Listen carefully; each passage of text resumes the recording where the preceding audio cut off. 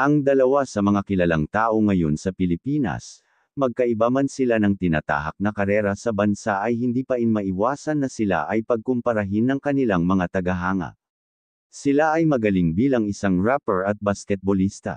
Alamin natin kung gaano ba kayaman sina Scott Clee at Ray Parks Jr. Siya si Daryl Jake Borja Ruiz, na mas kilala sa pangalan Scott Clee. Ipinanganak noon February 16, 1996, sa Upper Bikutan, Taguig City.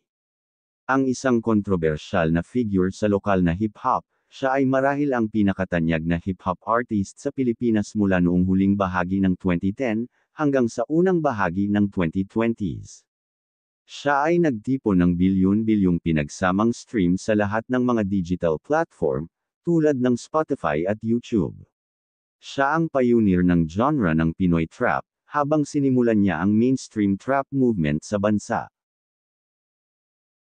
Ang kanyang mga track ay nang ibabaw sa musical website noong 2016, at kung saan sumali siya sa kolektibong X-Battalion sa parehong taon.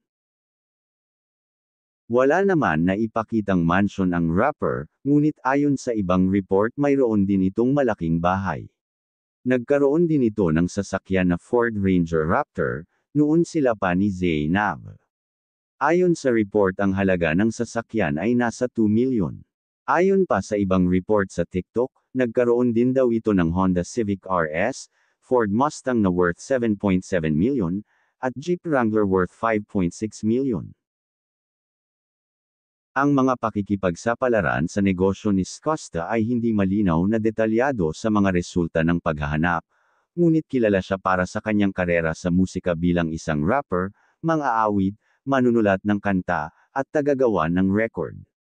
Isa rin siyang vlogger. Habang hindi siya kilala para sa anumang tiyak na negosyo sa labas ng kanyang karera sa libangan, ang kanyang tagumpay sa musika, lalo na sa mga chart-topping hits tulad ng Zebiana at Pauwi na Ko, ay nagmumungkahi ng isang malakas na stream ng kita mula sa mga benta ng musika, streaming, at mga pagtatanghal. Bilang karagdagan, ang kanyang papel bilang isang vlogger ay nag-aambag sa kanyang net worth. Habang ang eksaktong nitong net worth ay pribado sa publiko, itinuturing siyang isang napakamatagumpay at isa sa mayayamang musician ng Pilipino. Naipon ang kanyang net worth na malamang na nagmula sa mga benta ng musika, pisikal at digital, streaming royalties, pagtatanghal ng konsyerto, at potensyal na pag-awit at mga kredito sa paggawa. Ang kanyang mga aktibidad sa vlogging sa mga platform tulad ng YouTube ay nagbibigay din ng isang mapagkukunan ng kita sa pamamagitan ng kita ng ad at sponsorship. Nakakuha siya ng katanyagan bilang isang pioneer ng genre ng Pinoy Trap at kilala sa maraming mga hit na walang kapareha, kasama ang Zebiana at Pauwi na Ko. Ang kanyang karera sa musika, na nagsimula sa awiting Party All Night and Day noong 2014, ay naging isang pangunahing mapagkukunan ng kanyang kayamanan. Ang katanyagan at tagumpay ni Costa bilang isang musician ay nag-aambag sa kanyang pinansyal na paninindigan, kahit na ang mga tiyak na numero ay hindi isiniwalat sa publiko. Ang kanyang tagumpay ay maliwanag sa pamamagitan ng kanyang mga video sa musika na umaabot sa mataas na viewership, tulad ng Dance With You, kasama si Yuri Dope, na naging pinakamabilis na top-grossing OPM music video.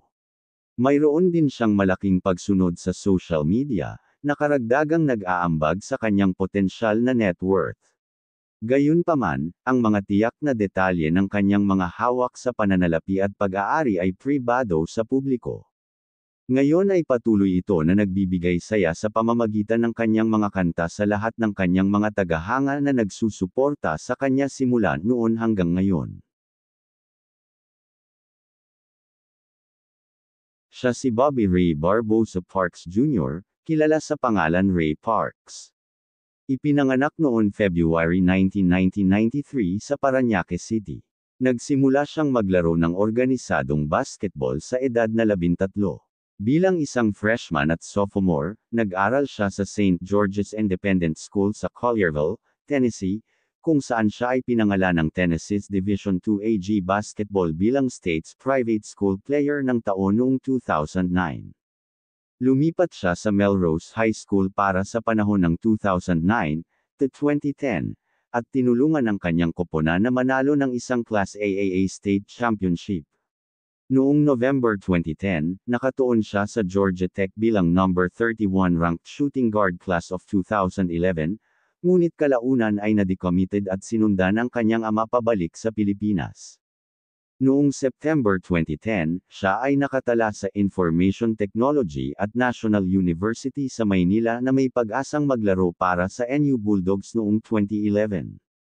Dahil siya ay nagmula sa isang dayuhang high school, kinailangan niyang umupo isang taon bago ang panahon ng 2011, na pumihil sa kanya na manalo ng Rookie ng Taon bilang mga patakaran ng UAAP lamang na pinapayagan ang mga tunay na freshman na manalo ng award. Noong 2015, siya ay hinahabol na maging unang manlalaro na ipinanganak ng Pilipino sa NBA.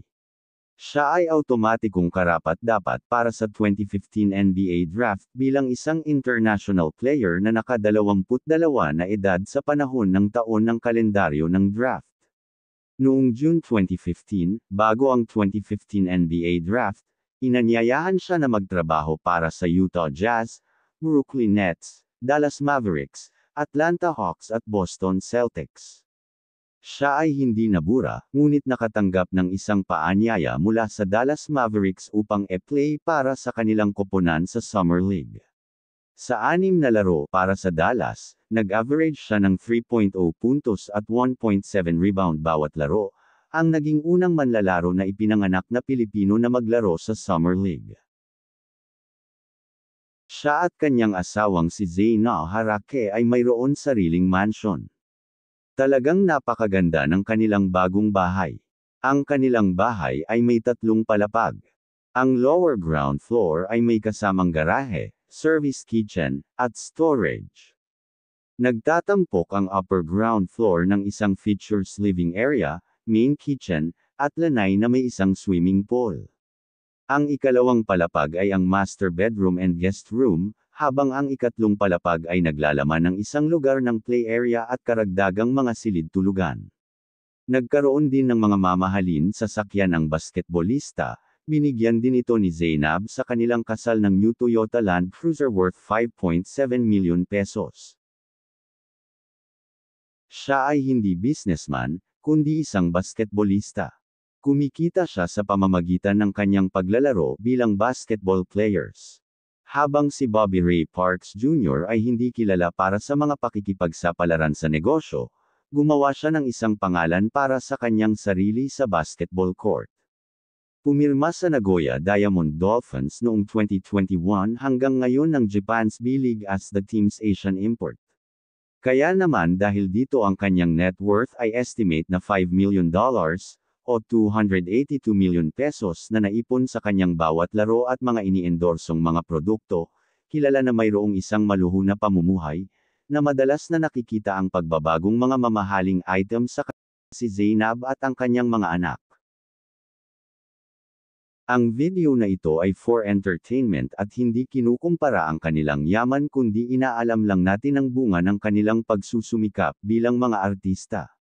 Kung mayroong mali o kulang sa mga nabanggit ay pwede nyo linawin sa comment section. Salamat.